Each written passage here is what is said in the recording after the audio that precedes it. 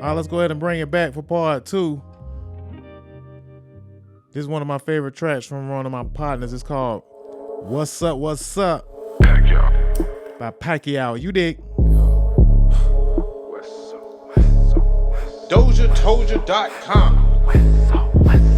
You supposed to be my bitch, ain't on my dick, I'm in my feelings. So I head go brazy. Fuck all of that talking, let me feel it. Pull up to the spot, my uncle in a pie, he like a king. Face shot, nigga play, I don't give a fuck, ain't no pin. What's up, what's up, what's up, what's up, what's up, what's up, what's up, what's bracket, nigga, what's bracket, nigga, what's bracket, nigga, what's bracket, nigga, what's up, what's up. I don't really get no fuck, nigga head first. Running to the smoke, we suited up. What you scared for? They like if you can't, don't shoot it up. I can't even lie, I might get defined, I see his ass outside. For that shit, I might call a blitz, I might get on hit. Niggas be on some sucker shit, just know who you fucking with. Niggas say whatever, I move smart, bitch, I ain't ducking shit. Ducking it get ugly, made me nervous and on ugly. What's up? What's up? What's up? What's up? Yeah. What's up? What's up? What's up? What's bracket? What's bracket? Nigga, what's bracket? What's cracking? What's bracket? I can say Nigga, both. What's up? Ain't tryna hit no innocence. Throw it out, but got plenty sense. Line 'em with a pretty bitch. Got all type of shit. We posted at the bottom, tryna get rich. Bitch, I'm on my shit. Run against the gang, now that's rich. What's bracket? Tell me what's the move, nigga? I can make it happen. What you wanna do, wrong move. She get tragic. Stand on my own 10, I ain't worried about no clashing. Seatbelt fast, and ain't worried about no crashing. What's up? What's up? What's up? What's up? What's up? What's up? What's up? What's bracket? Nigga, what's bracket? Nigga, what's bracket? Nigga, what's bracket? Nigga, what's up? What's up? What's up, y'all? It's your boy Dame Doja. If you're looking to get your interview done or be a guest host on our podcast, hit us up at DozhaToldya.COM. Bump what you heard. Remember who told you? It's DozhaToldya. Yes, sir. That was Paxquiao. The name of the song is called What's Up, What's Up. Paxquiao with Paxquiao or something like that. I don't know, man. Y'all look it up, man. Y'all will find it, man. That boy dropped some hard ass music, man. But it is time to get into part 2 of the DozhaToldya Podcast, Politics and Allegations, number 114. You dig? I said the DozhaToldya Podcast, number 114. Cut them claps down a little bit. Cut them down a little bit. Cut them down a little bit. Cut the music up. Cut me down. You dig? All right, man. Once again, this is the DozhaToldya Podcast, man. This is a Patreon exclusive part 2. We get into a little bit of politics and allegations and a little bit of sports. We're going to try to breeze through this real quick. First and foremost, appreciate everybody who stuck around on the Twitch app to listen to the rest of the show. Those who listen to us on the Mixler app, man, shout out to Mojo305 for correcting us on that Turk album. You right, it wasn't Young and the Restless, it's Young and Thuggin'. I don't know what the hell I was thinking about. It was like really Young and Thuggin'. Young and Thuggin', man. I mean, like I say, Turk, he tight. But yeah, man, we're going to talk a little bit about the music that we just played. And before we do that, make sure y'all follow all of the platforms. DozhaToldya on Facebook, on Instagram, just regular DozhaToldya, and on Patreon. DozhaToldya on Patreon, man.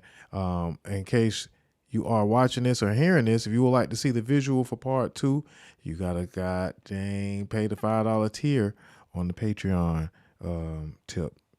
But that's neither here nor there, man. You know, we're going to get there. We just kind of starting off with this exclusive paywall type of content.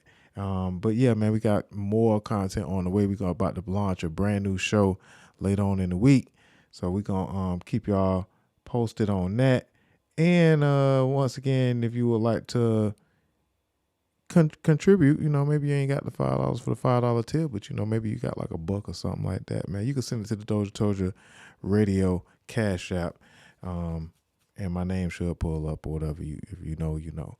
But in the meantime, between time, shout out to Black and Wild. Shout out to DJ T Ceezy. Shout out to Shed Street, Mojo 305, and my boy Paxquiao, man, with the what's up. Before we usually get into the sports at the end of the show, but I just want to point out that there's a game on right now. Actually, there was a game on while we were doing this show, and it is not close. The Celtics look like they're about to take a 2-0 lead in the series against the Indiana Pacers. The Indiana Pacers kind of gave away the game one, so I mean, I don't know. I feel like this series will go 7 games, but yeah, they gave the game one away terribly. Halliburton turned over the ball twice at the end of the game while they were up by 3, and Jaylen Brown had hit that 3-pointer from the corner to send it into overtime, and that's all they needed. Right now, the Celtics are up 121-104 with less than 2 minutes to go in the fourth, so it's pretty much a wrap. Siakam came to play, though. Siakam got 13 for 17 for 28 points, so he came to play. I don't know about the rest of the team, though. They got to get it together. If they want to have a chance. But shout out to the Dallas Mavericks for being up 1-0 in their series versus the Minnesota Timberwolves, and I'm taking the Dallas Mavericks, man. Luka versus Kyrie Irving going to the finals, man. For all those folks that tried to hold their nuts on Kyrie because he left LeBron, now he with the white LeBron. Man. Bad jokes, man, I know.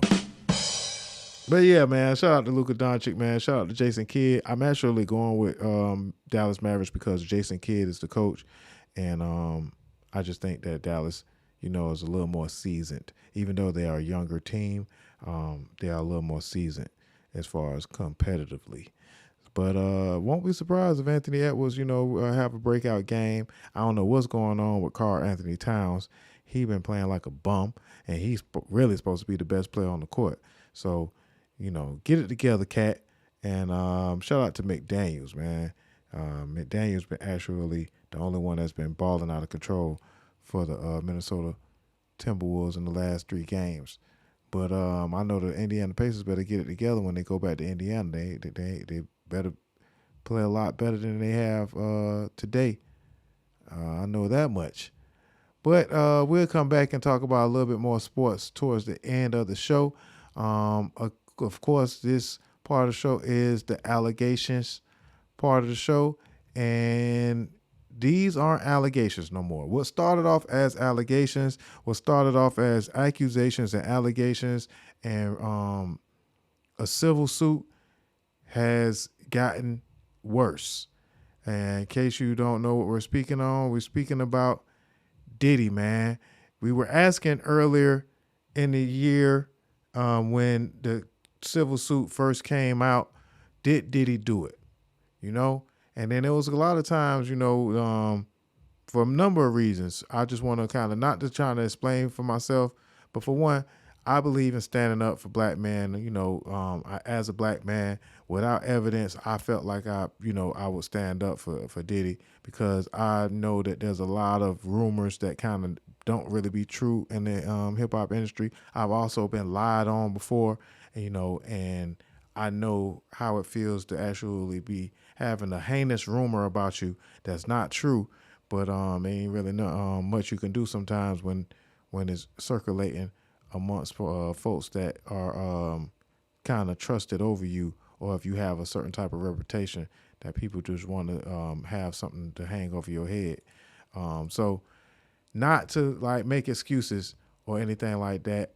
Also, I wanted to believe Diddy because he has daughters that he's currently raising, and basically watching them grow up in front of the twins and his other daughter Chance. And now he has a younger daughter named Love. I think her name is, she's with the Asian lady he got. But a man with daughters, I wanted to believe, wasn't capable of doing the heinous acts that he was accused of doing. The lawsuit, some of the things in there kind of, what made me think like, well, why was it so long for a lot of these claims to come out? A lot of the gay stuff I really don't really pay much attention to, but now I have to kind of take everything in account that was in that lawsuit and everything damn near that I ever heard about Diddy to be relatively true. Because, and also when they did raid Diddy's house, and then we actually waited a whole month. We got a whole month, about 12 diss tracks came out, you know what I'm saying, between J. Cole, an apology from J. Cole, a couple of duds from Drake, a couple of hot tracks from Drake, then he got body bagged, J. Cole was just sitting to the side riding his bike, watching the whole thing. We had a whole month and a half of just nothing after the raids of Diddy's home, right? Those raids, they raided his Miami home, his New York home, and his home in L.A., and they ain't even talk about finding no ounce of weed or nothing. It was like, damn, how they gonna raid this man's spot? And we don't hear no real charges. He's still out. He's still free, right? So I was thinking like maybe they was kind of, coming for something. I felt like they was coming for something to kind of take away the leverage.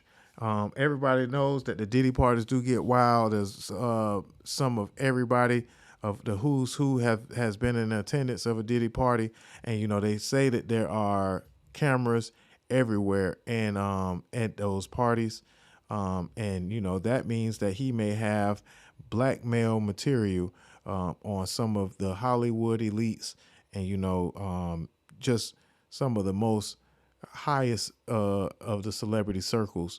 He may have evidence against them that he may be holding over people's heads.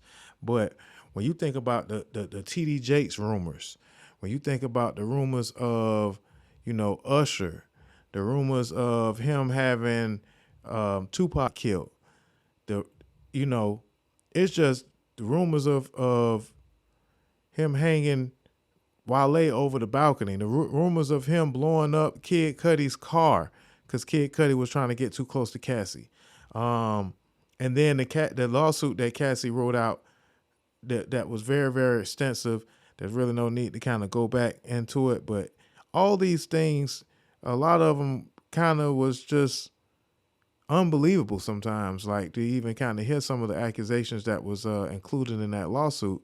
But man, when this tape dropped Friday, and I'm going to say, who knows what's going to happen tomorrow? Every time we do this show, all hell breaks loose the next day. It's like they wait. They be like, damn, go ahead and do your show, Doja, so we can break the internet every time. And I'd be like, damn, like, do they wait till Friday to drop news like this? Like, why did they drop the tape out on Monday? But we did talk about last week, King Combs, Diddy's son, Christian, came out with a diss record to 50 Cent, and it was called Pick a Side. Now, we know that 50 Cent has also been organizing a documentary. I thought it was kind of a joke at first, but it turns out to be real. He has a documentary that he's been filming called Diddy Do It. And he also sold that documentary. So 50 Cent not only be making these jokes, he not only holds a grudge, he not only kind of make fun of Diddy and kind of like antagonize him, to the utmost. He actually made a production and got paid for it. And we thought that R. Kelly was a monster, and we had a situation with that R. Kelly, Surviving R. Kelly doc. The Diddy Do It, it's probably going to be way more deep and way more uglier than we've ever seen before. Because, this is one of the first black men that we watched become a billionaire, from being an entrepreneur, from, having one of the best ears in R&B, hip-hop music. And he practically invented the remix. So it was kind of hard to see somebody that you admired for so long be capable of the things that was being said that he was capable of. Black and Wild again, she said, not me. I believe that shit. I knew what time it was. But I just wanted to have hope until I seen some evidence. And I want to say I apologize to Cassie Ventura for not believing. It's not that I actually went out my way to kind of say that she was lying, but I did feel like it did take a minute for some of those for the lawsuit to come out. I felt like, it being a $30 million settlement. For one, Diddy paying it so fast did make him look guilty, but it also looked weird that she was basically married for a few years and had kids, and then now she has this lawsuit. I just was expecting the lawsuit to come out a little earlier than it did, but maybe she needed some time to heal, get her life together, get away and feel safe and secure. Maybe she still don't feel safe, and she basically was being held captive as a sex slave against her will and a life of terror. And we were able to see that when this tape dropped of Diddy doing this terrible, terrible act, which I admit I felt bad to even, I didn't share it on my social media page, but there were so many people that shared it. I kind of was going to come in and talk about this earlier in the week, but kind of got sidetracked and was like, well, hell, I just kind of tackle it on the politics and allegations part of the show. But again, trigger warning to anybody that has been dealing with any type of domestic violence or, that's kind of sensitive to violence at all, because this is a terrible, terrible clip. And here we go, man. So brace yourself. Of course, we've all seen it already, but let's break this down, man, and let's call a spade and get this bitch ass nigga up out of there, man. Because I hate to be the person to not call them out, even with the revolt thing, like, right?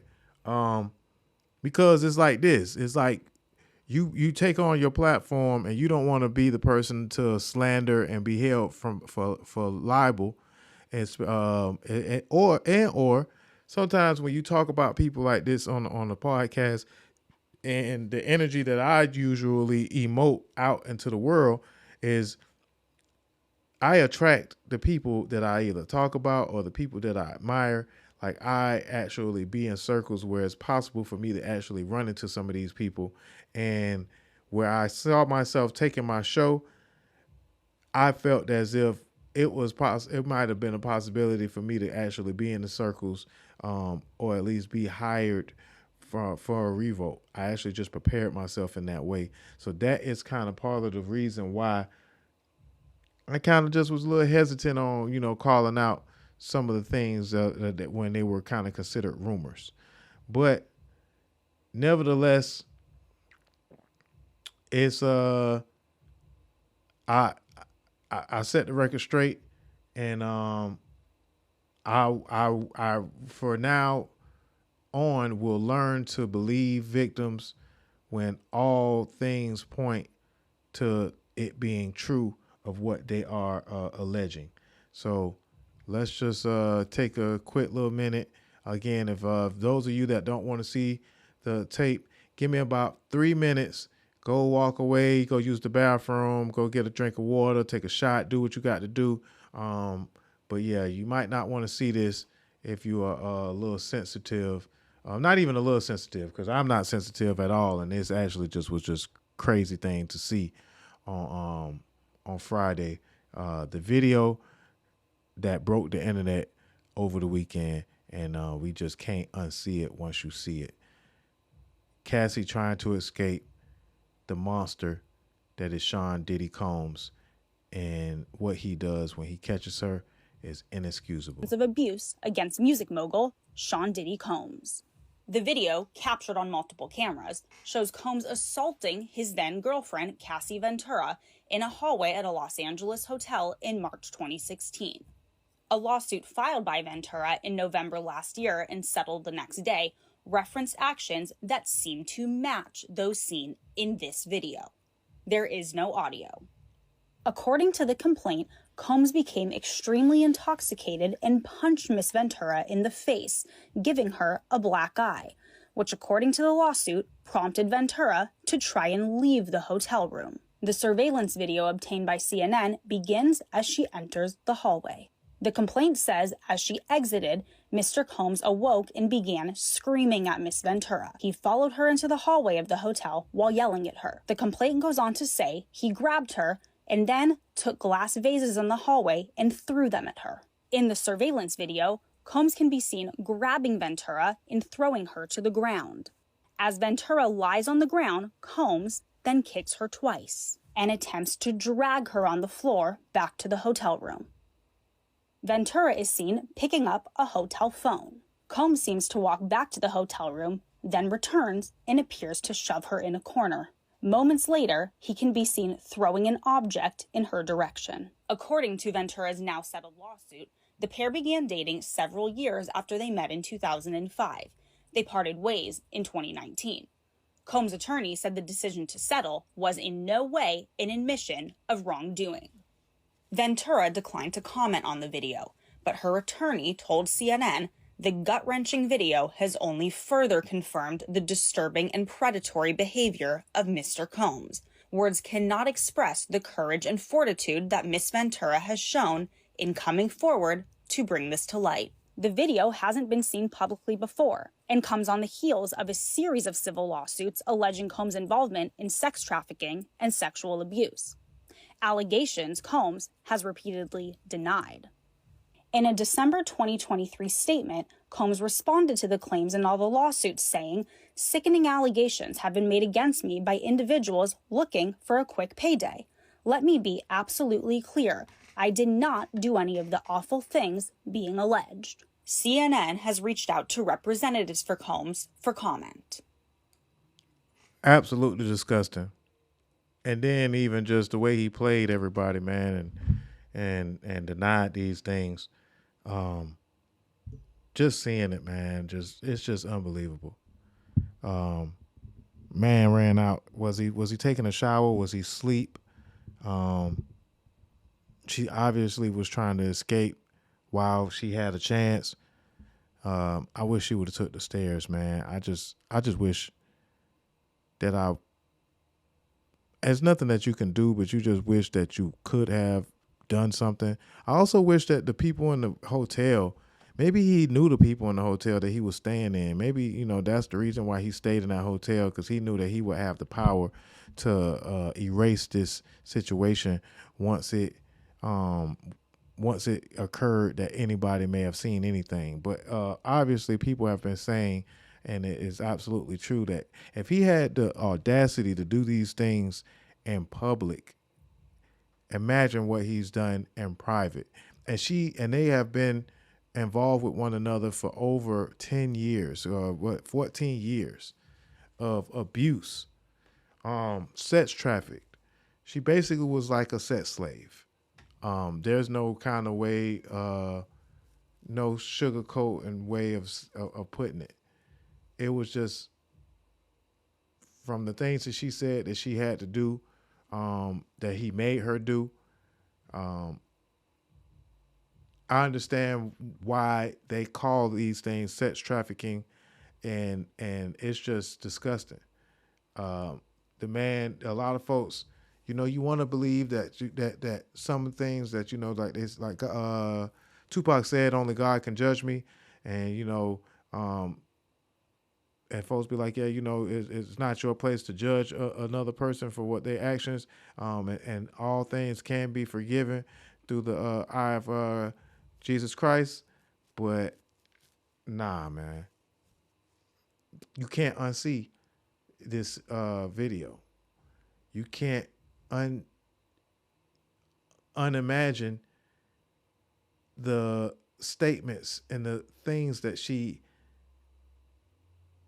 clearly described in the civil lawsuit. I read a lot of it when it did come out. I didn't read it in its entirety, and maybe I need to go back, and maybe we will know more once this documentary comes out. But there have been other victims that are starting to come forward. There have been people that have whistleblowed and kind of called him out for a very long time.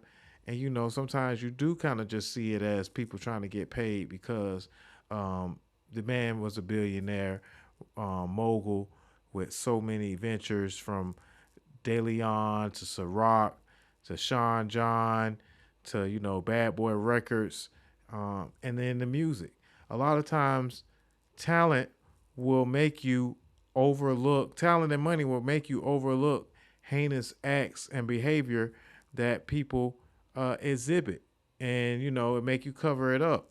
But for those that were covering it up, whoever was at the hotel that accepted that $50,000 and whoever decided to damn near come out with the tape 8 years later, I feel like they did that on purpose. So it will be a statute of limitations. But they say that there's still a possibility that he can actually be held accountable in criminal law because of the fact that you might as well call that kidnapping. For her to be trying to get away and him to be dragging her back to the room, you might as well kind of label that as kidnapping. It's bigger than domestic violence. It's sexual trafficking, and it's just crazy. It also makes you wonder, you know, we also wanted to feel bad for Diddy for taking a loss in who he called his first love, Kim Porter, who hit the mother of 3 of his kids, Christian Combs and the twin girls, and she just mysteriously died of pneumonia. Very beautiful young lady as well, and it just makes you think, you know, kind of we may have to kind of rethink about the things that happened to Kim Porter. I seen a tweet. That says a little bit more about about the abuse that Diddy has done to Cassie and Kim Porter, and I want to share it with you guys. Writer Cola Boff says, "What y'all saw in the video of Diddy beating Cassie was nothing. We'll never forget the time he tried to make Kim Porter lick Cassie's tampon. Also using Kim's race as a put down. You guys don't know the half of what women go through with famous and powerful men, be they rappers, be they Bin Laden, be they actors. Y'all have no idea. And you will always demonize the woman. Always." Then she says, "Rich black women don't suddenly die from pneumonia at age 47. Locked away from the world instead of receiving medical care at a hospital. No family around to protect her. So yes, I believe we're not being told what truly happened that led to her death." Then somebody says, "I don't think it's right to compare abuse from situation to situation. I'm not pointing a finger or saying who was inflicted more pain should be heard louder. However, Cassie cracked the door so others could be heard. I'm sure the tell-all book Kim supposedly came because she was going to come out with a tell-all book." And then she says, "I'm not comparing shit. I'm telling you what happened. Cassie ended up being treated the same way the women she replaced were treated. At first, she thought it was cute when she a teen and he was beating on Kim Porter, but later she became Kim. These are facts." And somebody also questions this person's credibility and said, "After her death, didn't you say you only met her once and didn't know her that well? Where was all this info back then?" And the lady says, "That's true. I only met Kim Porter in person once. We met at a charity event and we had dinner afterwards. We chatted on the phone for about 2 years and we only met in person one time. We were not besties or close, but I'm telling you what she confided in me about." Terrible. What she confided in me about her abuse. So, it's a lot of secrets that need to be exposed in the industry, and Cat Williams called it out at the beginning of the year, man, saying that, 2024 is the year of the truth, and that these things was coming. And, it also goes to show that many celebrities know certain things and certain secrets that they don't share. They know things that they don't talk about, that they keep under wraps. And are these people complicit in keeping these secrets? Are the bodyguards that have been around Puffy and that may have seen things that, should have been reported, are they complicit? Is the black culture, complicit in still celebrating certain people when we kind of hear certain things, or we kind of get an idea that people are evil? With R. Kelly, we knew from a video of seeing it. We knew from records of him marrying Aaliyah that R. Kelly had issues, that he was a sick individual. But because he sings so well, because he's such a dynamic and incredible artist, a lot of these things get swept under the rug. A lot of people will say these things about people like Diddy and R. Kelly and, so on and so forth. And then if those folks show up, then it's autographs, it's pictures that people want to take. And, it's all kind of in one ear and right out the other, or to the back of the mind it goes. And just that quick, because of the power, because of the money, because of the talent that these people display and share with the world, it makes it easier for these things to be forgotten or covered up. And so it doesn't even feel like that some folks even want these people to be done. Like, feels like shit. It's like it could go away for about a few years, and, if he still got the bread, he could put the money behind somebody else and have another rise of power. But again, I'm done. I ain't got to go back and forth. I don't know about how I feel about canceling all of his music, but I know I don't really have to support Diddy's music at all. The fact that he dropped the album last year that was nominated for a Grammy, and the name of the album is the Love Album. It's just ridiculous. Like the love, like for him to change his name to Love. It's just sick, man. I feel like terrible for even kind of falling for the bullshit, but sometimes there's no way of kind of knowing or knowing better. Then to top it all off, a few days later, the dude has the audacity, the nerve, the gall to do an apology video. And it's kind of weird because he doesn't really apologize or take ownership, the right proper ownership to any of it. And yes, he needs to seek help, but I seen some folks say something about street justice when it comes to Diddy. And, at first I didn't think that way, but as you kind of sits on you for a minute, you be like, yeah, man, this man got to be dealt with in some type of way. God, of course, going to deal with him when it's time. But you just hope that his karma comes a lot quicker than it's already been, so long that he's actually been able to parade around with all of these things looming over his head. Here's the unapologetic apology from Sean Diddy Combs when it comes to this Cassie abuse clip. Just sickening. It's so difficult to reflect on the darkest times in your life, but sometimes you got to do that. I was fucked up. I mean, I hit rock bottom. But I make no excuses.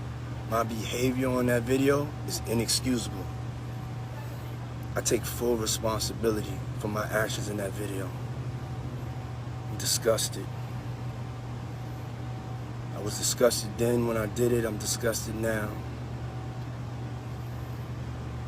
I went and I sought out professional help. I had to go into therapy, and go into rehab. Had to ask God for his mercy and grace.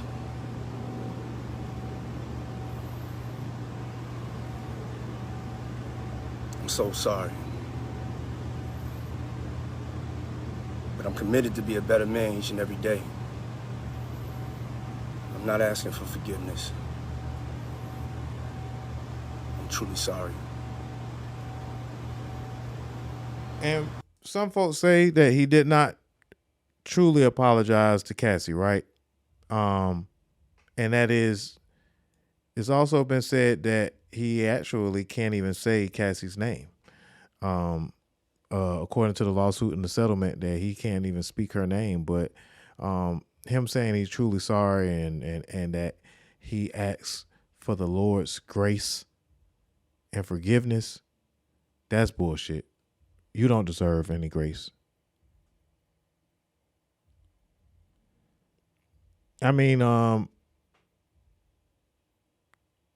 need to turn himself in for whatever else bullshit that he got going on, but it doesn't seem like that. It seemed like, especially after saying enough, the other denial statement that he had, enough is enough, saying people were slandering his family's name and his legacy, and yeah, that just brings it all to mean that it's all a crock of shit. You know, you don't know, you know, can't take none of that shit serious. Cause you only apologizing cause your ass got caught, bro. Apologizing cause now this shit is out in the public and everybody know. And then, you know, you got Stevie J that's been taking up for him, and you know his son may know a little bit more information and he's still taking up for him. I mean, I guess that's kind of understandable, but I wonder if his son has thoughts about maybe Diddy is responsible for killing his mama. Like, how do you live with that? How do you still drop a rap song trying to defend your pops? It's crazy, man. He was seen out walking with artist King Los the other day, and you know, they trying to block his face from the cameras. Sometimes you got to reflect interpretation. Y'all got me. Yeah, they definitely. Nah, but they ain't got him yet. They really got to get him. They really got to get him. And it's not my, you know, it's not for me to determine what type of punishment that he should receive.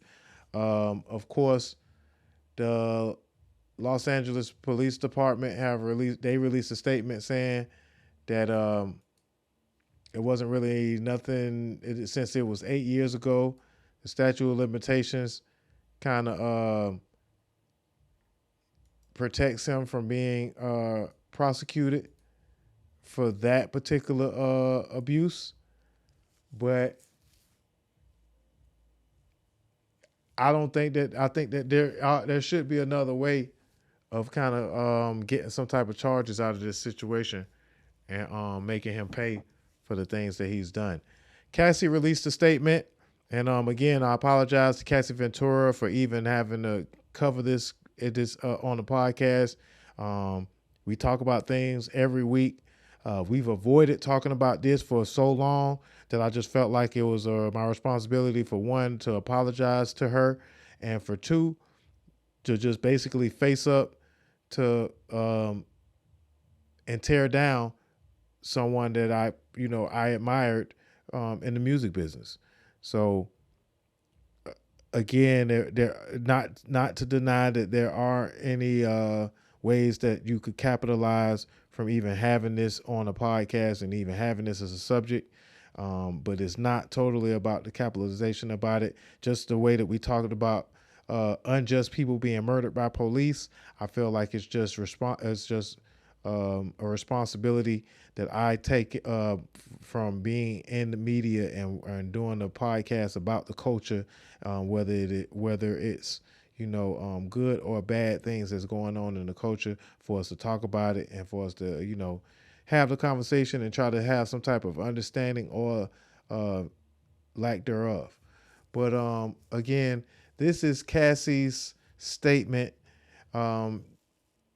after this video has basically been seen all around the world. Thank you for all the love and support from my family, friends, strangers, and those I have yet to meet. The outpouring of love has created a place for my younger self to settle and feel safe now.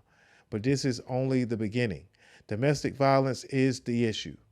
It broke me down to someone I never thought I would become.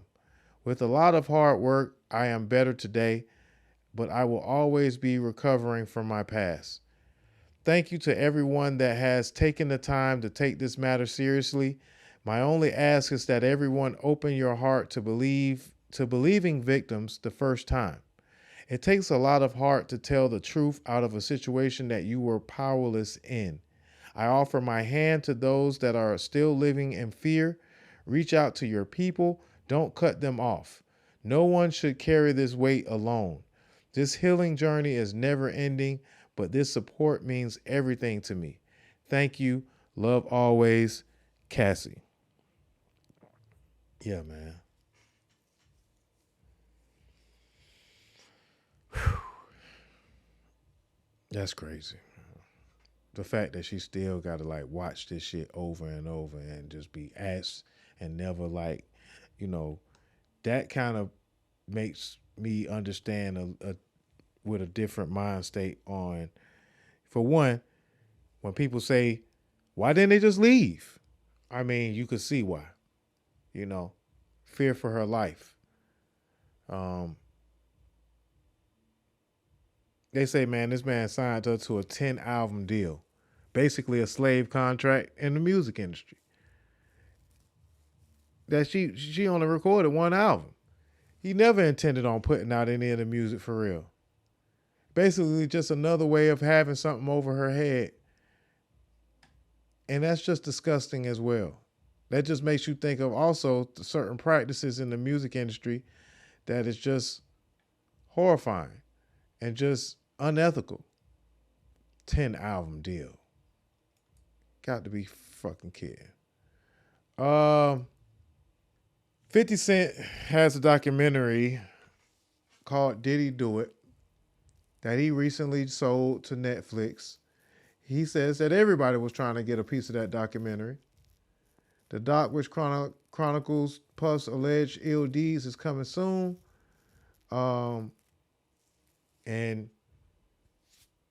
50 damn near capitalized, but damn near been on Diddy behind for a very long time, pause. And,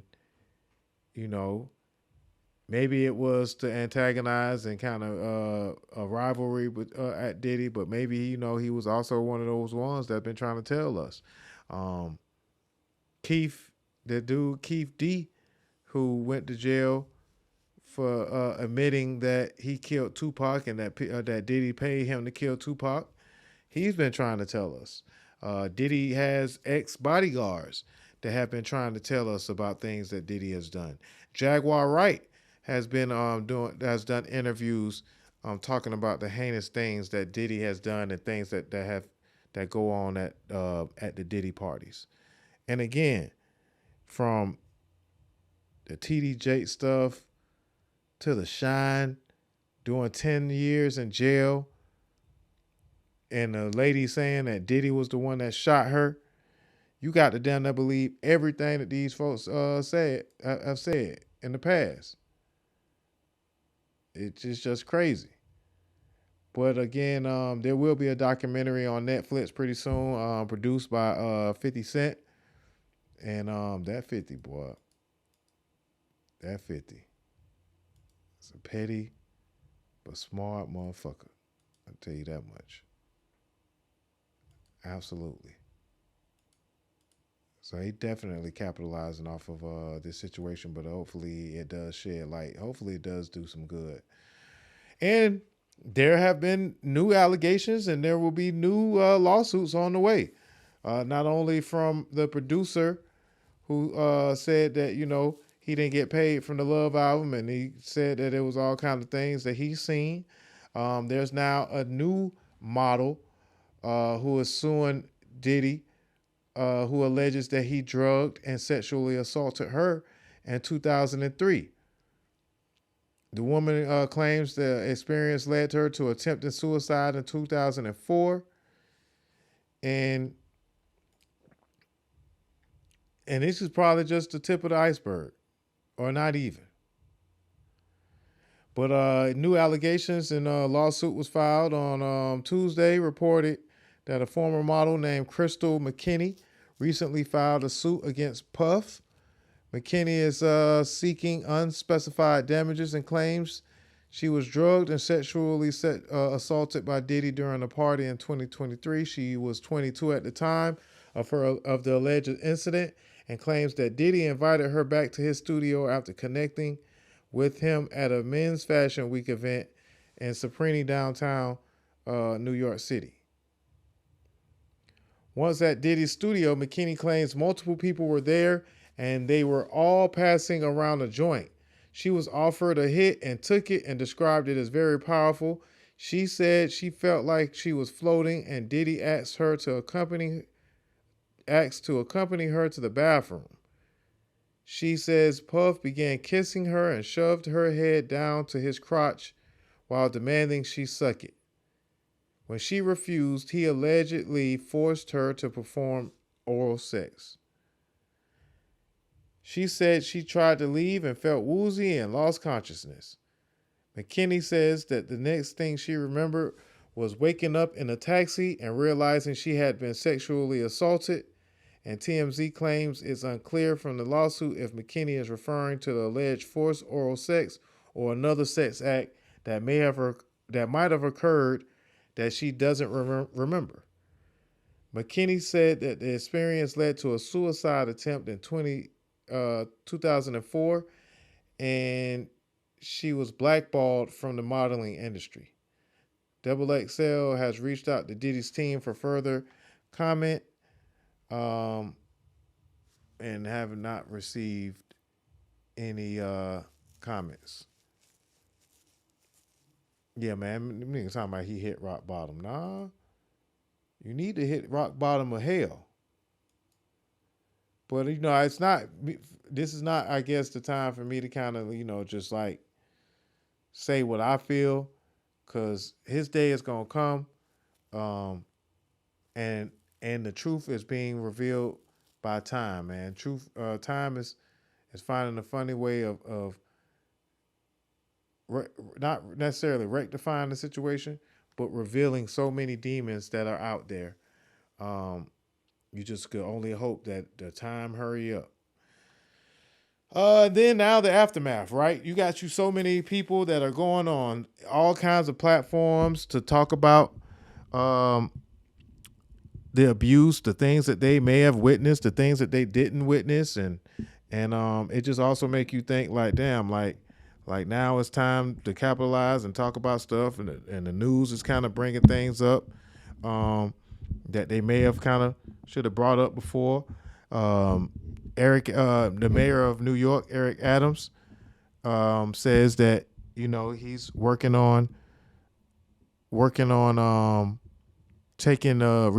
the key to the city that Diddy received in 2022, and it'll be the first time that they ever have to take away the key to the city once they give it to somebody.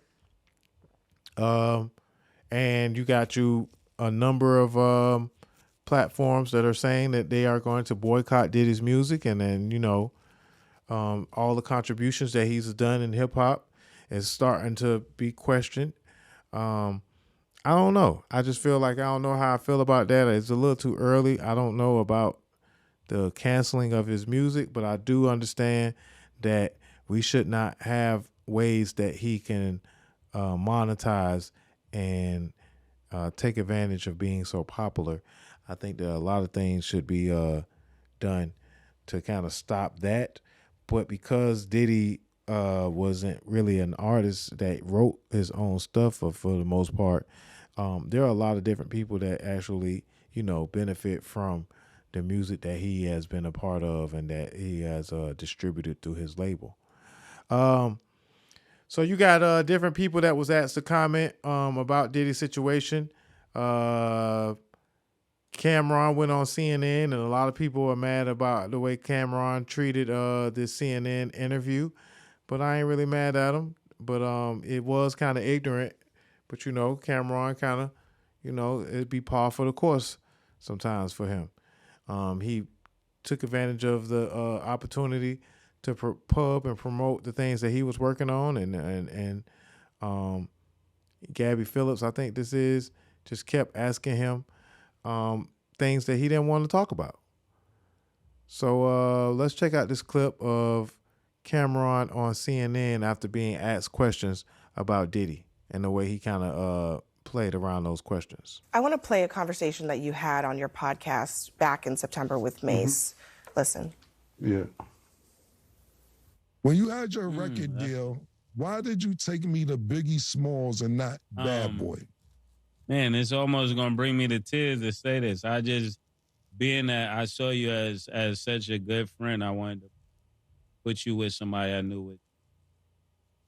Thank you, man. I really appreciate that. A lot of people ask me that on Instagram, I knew man. with Biggie Don't have me just out here crying and shit, man. I don't want to get emotional in here, man. Instantly, I knew Biggie would do right by you. Can you tell us a little bit more about that? I mean, is there something known in the industry about how Diddy treated his artists?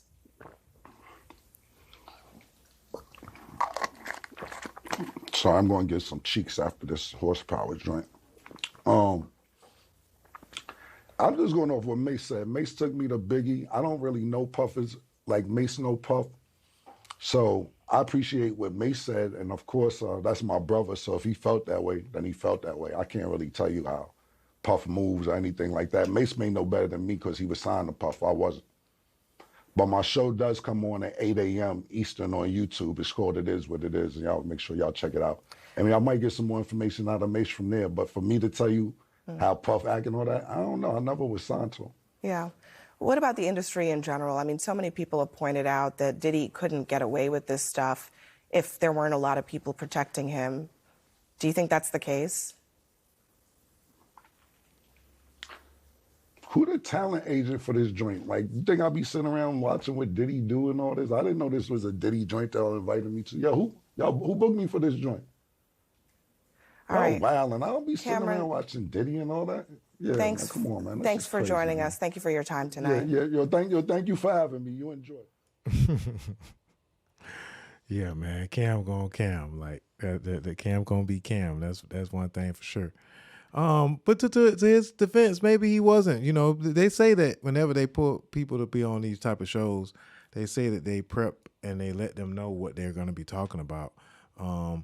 And maybe, you know, he took upon that the opportunity to, for one, pub his horsepower aphrodisiac and pub his show. And, you know, he went I said Abby Phillips, is Abby Phillips, excuse me. And he went and the clip went viral. So, you know, he got the opportunity to pub a show. And, you know, he strategically used them the way they did was trying to use him for a clip. Here is him explaining what was in his mind frame. Yeah, let's actually talk about that before we even get into the questions. Like, elephant in the room. You were on another show. Yeah, I came. I didn't even go home last night because I went to the studio. I washed up though, so I'm good. I ain't gonna explain none of that. But yeah, man, you know, You was gonna say something? Oh no, I seen your hand. Yeah, no, they invited me on the show to talk about what's going on with Diddy and all that. And then my thing about it was, Mace, stat is that they didn't invite me on to say about how successful our show is or the positive stuff we do in the community, how every day, 5 days a week, Mace talks to kids on a Zoom call. Mace doesn't even promote this. I'm going to promote this for Mace, is that every day at 5 o'clock, it don't matter what's going on, what's happening, where he's at. It could be money involved. It could be a photo shoot. It could be whatever. He stops what he's doing to talk to kids around the world about being positive and doing what they believe in and so on and so forth. And to the point where, one day he was at my house and he told me, Cam, you can't make no noise. Don't come in. I'm not playing with you. Like,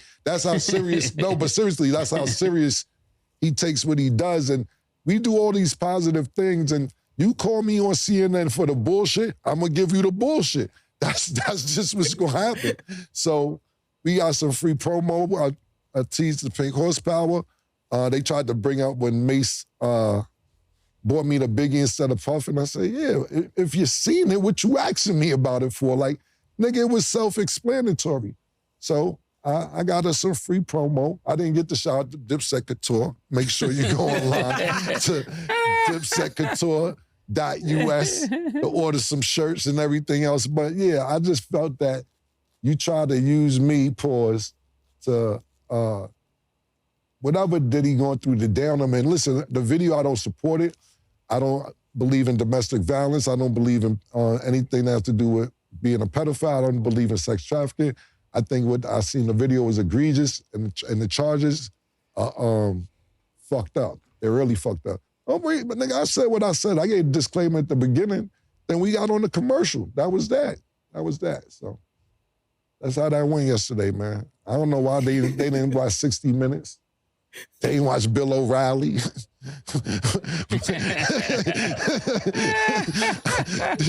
is what I do on them joints, boys. Y'all keep inviting me up to Fox, CNN, 60 Minutes. Y'all already know what the resume is with them shows with me.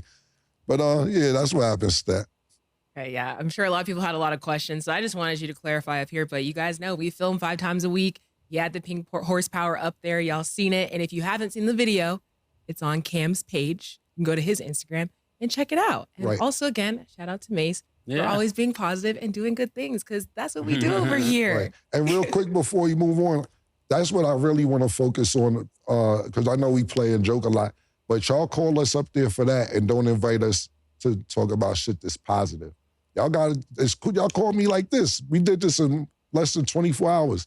You could have called us up for a bunch of positive different things that we do. But we won't play games. That's what you got. That's just what it is. And I don't think we was playing games. I just went up there to promote all the different things that we have going on. That's what's up. Yeah, mission accomplished. And I'm saving my takes for the documentary. Yeah. So if y'all wondering how I feel, it's coming soon. Pause. Yeah. Okay, there it is. We know that Mace was signed to Diddy and also signed to 50 Cent at some point in his career. So this documentary is gonna shock the world even more. And it's just wild that, Mace kind of left. You kind of understand now why Mace left Bad Boy in the height of his career. You got Mace, you got Loon. We just talked about G-Dep just getting out of jail, and he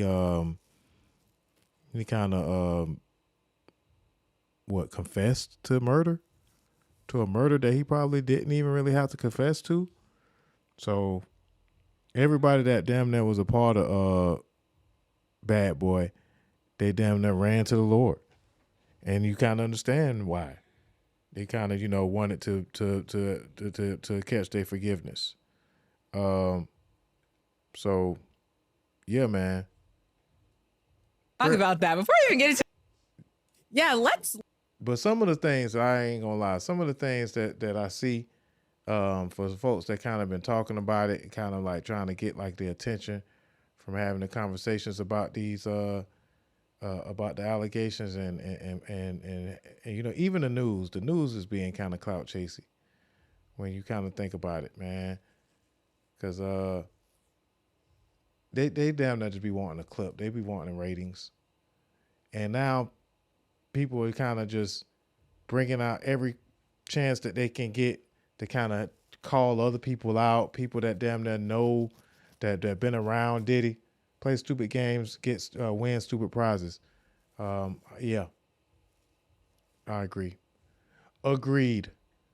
Let me play this other clip real quick to kind of just change the mood up a little bit, but we still have to talk a little bit more in regards to this topic. Diddy's baby mama spoke out in an Instagram post. I am heartbroken that Cassie must relive the horror of her abuse, and my heart goes out to her. I know exactly how she feels, and through my empathy, it has triggered my own trauma. These young people were raised by women that want the best for them. We put God and education first and have always been united in our mutual effort to support their dreams. Two of the youngest do not have their mother here, and it has been our duty to support them.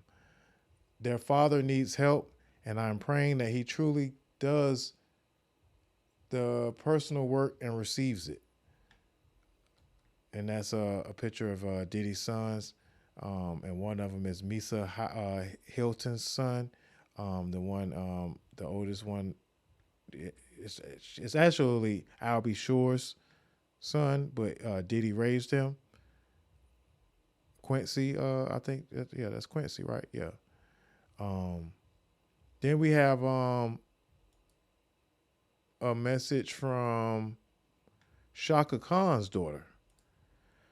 Shaka Khan's daughter posted, I'm glad this is happening to you. You got in my mother's face and publicly disrespected her, yelling and screaming like a lunatic when my little brother tried to get you out my mother's face.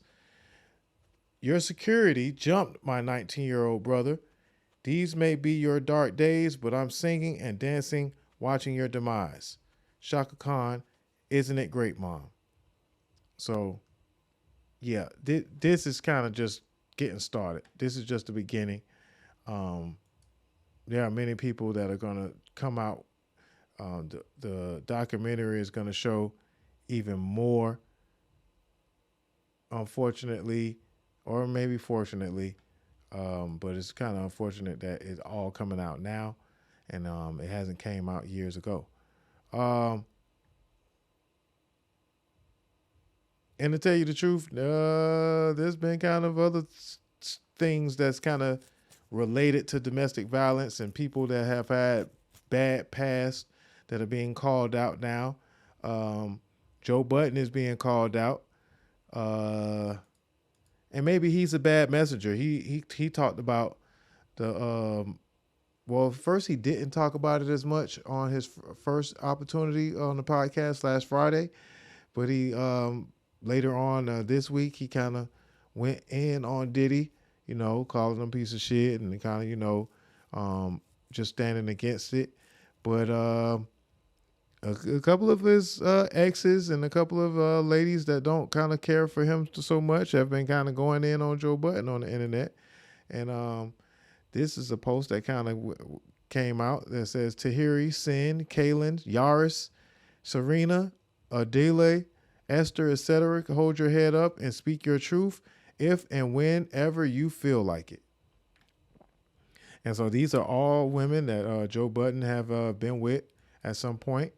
And he's also had a back and forth with Tahiri, his ex, on online after she jumped in the comments and went in on him.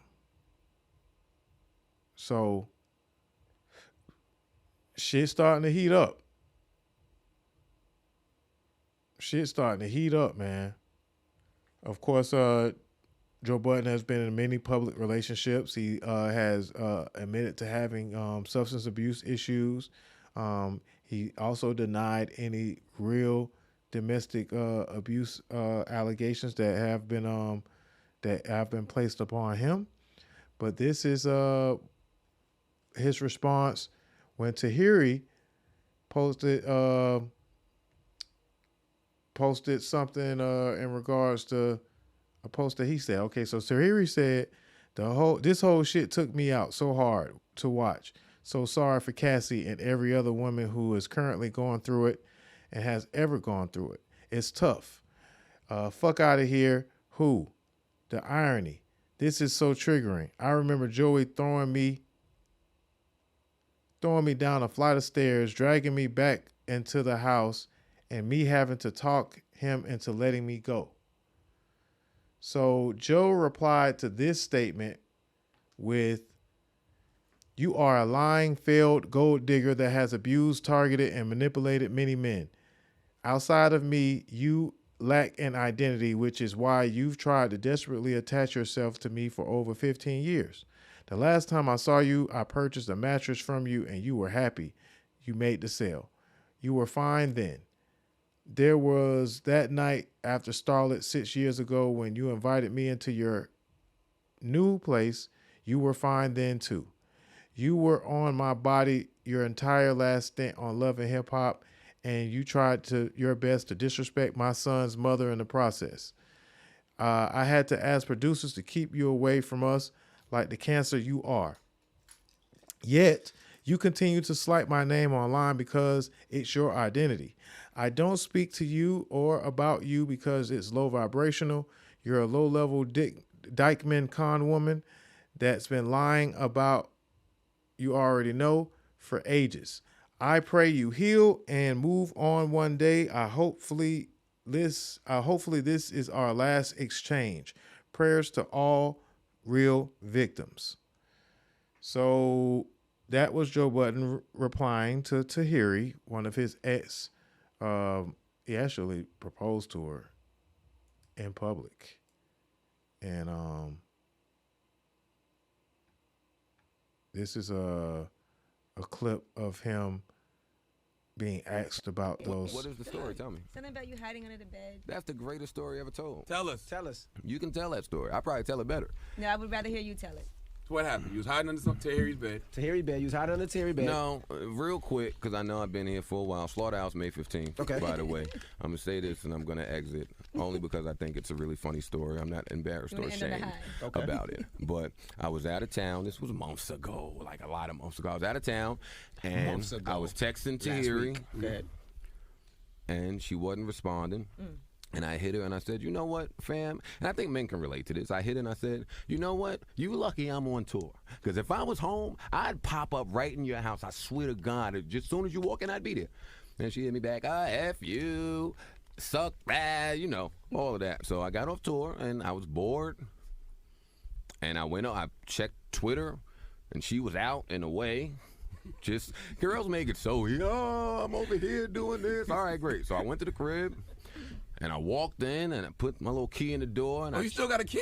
I had a key. Oh, okay. I laid it down. You know what I mean? But anyways, I walked in. I checked for any sense of men. Yeah, any condoms in the trash can. I checked for all of that because you might walk in with a man and that could get ugly. Absolutely. But there was none of that. So I sat down in front of her desktop and there was a private video that she was working on. I guess it's an acting movie or whatever. So I text her about the clip, thinking that she would put 2 and 2 together and say, "Oh snap, this dude's in my crib." Yeah.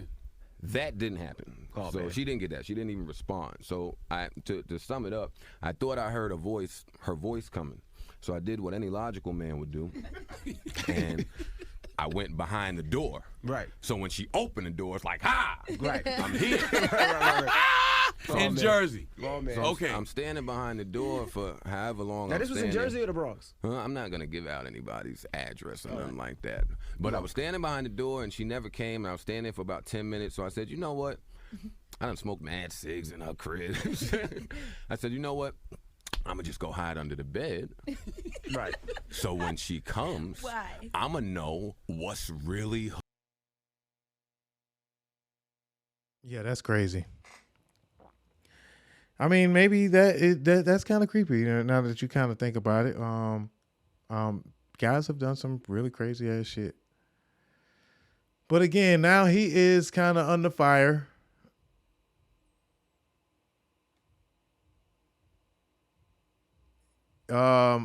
For the many allegations that have been talked about as far as him and Tell me, I heard that he's talking about the fact that he killed our daughter on this song. I can't believe that it happened. I lost my unborn daughter when we fought. I'm thinking I killed Aspen, and that's when I thought that we'd be dead a while. And so I felt like it was my responsibility to let everybody know what actually happened, the truth of what happened. I didn't cheat on him. We weren't together. We aren't together now. We broke up that night that he decided that he was going to take an argument and make it physical. And we lost our daughter because of that. Do you feel like he's doing it for some type of personal gain, or? I have no idea. You know, I heard that he's talking about the fact that he killed our daughter. Well, we're talking. So you know what I mean? Come on, man. Come on, cut this shit. You know what I'm saying? Like, stop. Oh, you mean in person so you could chase me again and drag me? I'm good. Oh, shit, all right. I didn't know we was there. Oh, yeah, we're there. I dragged you. I laid a pan on you and dragged you where? What? Where did I drag you, Sam? You must have been drunk still, right? No, I was not drunk. I'm very aware of what was happening. Joseph Anthony Budden Jr. Joseph Anthony Budden Jr. Let's not play these games, please. Yeah, so they ain't gonna never let these things kind of die out. And I now that I kind of revisit these things, I kind of understand. Some of these things, some folks may not know about.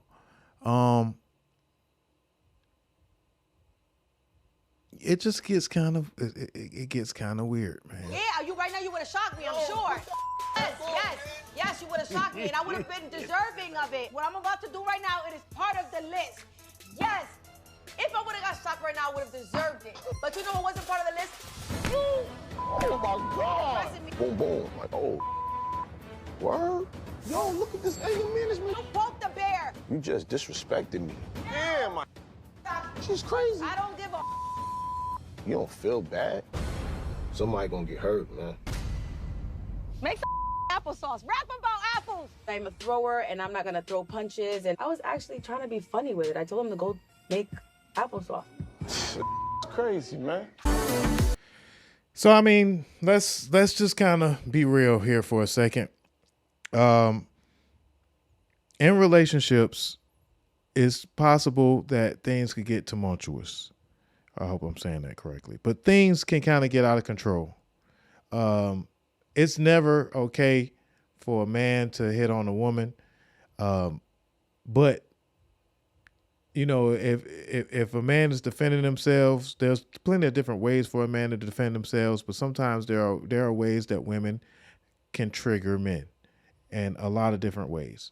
I'm not trying to make no excuses for any type of abuse, but I have known, and I have been in situations where I've been attacked by a woman and had to show a certain type of restraint that I don't see many men probably being able to do. And there are a lot of different ways that women trigger men into making big mistakes. Then you add in alcohol, you add in drugs, and you add in, infidelities. You add in a lot of different situations that makes things get even crazier. But now it's a demon witch hunt on all men that have ever had a past, that have ever had things that they may have done in the past with to women and getting into it. And, if they was to line them all up, there would be a lot of people that would have to kind of fess up to things that they have done that they probably are ashamed of.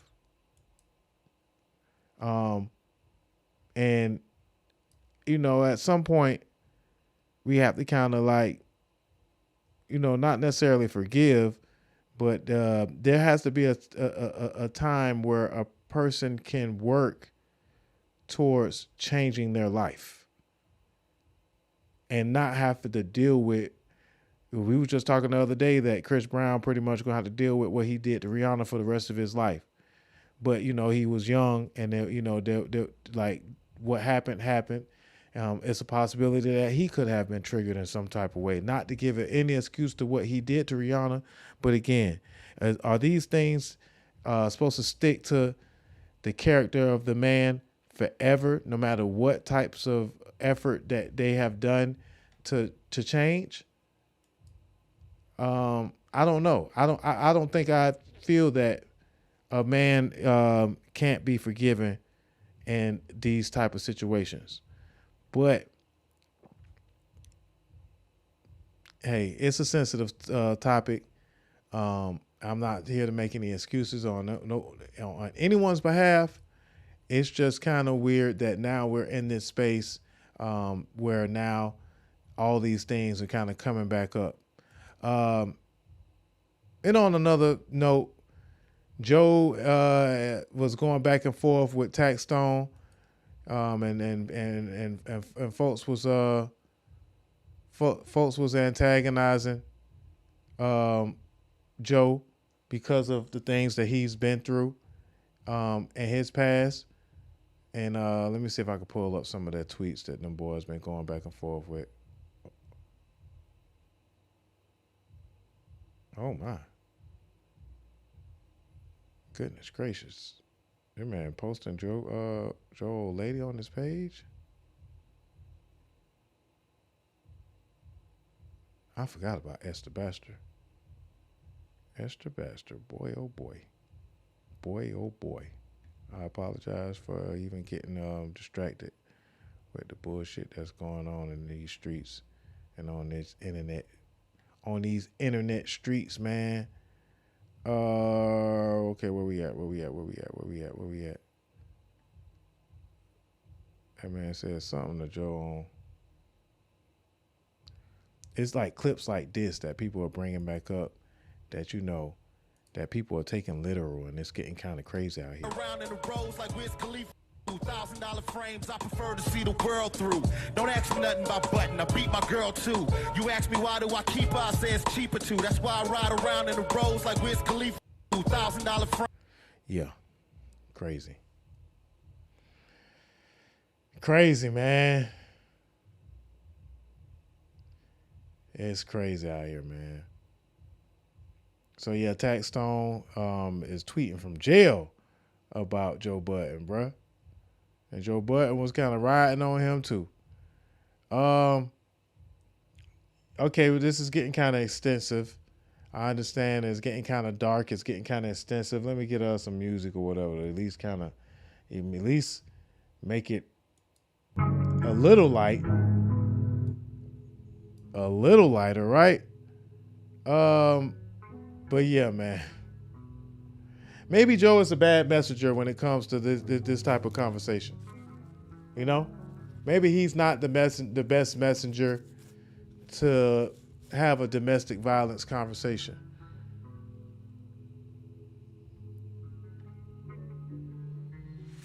But definitely, there's an issue in our community on both sides, and I don't know if we will ever kind of get to the bottom of it. And really rehashing these situations, I don't know if it really does the justice that some people think that it does. Like there's one woman that mentioned all those women without them actually coming out for themselves, and you know it could be triggering.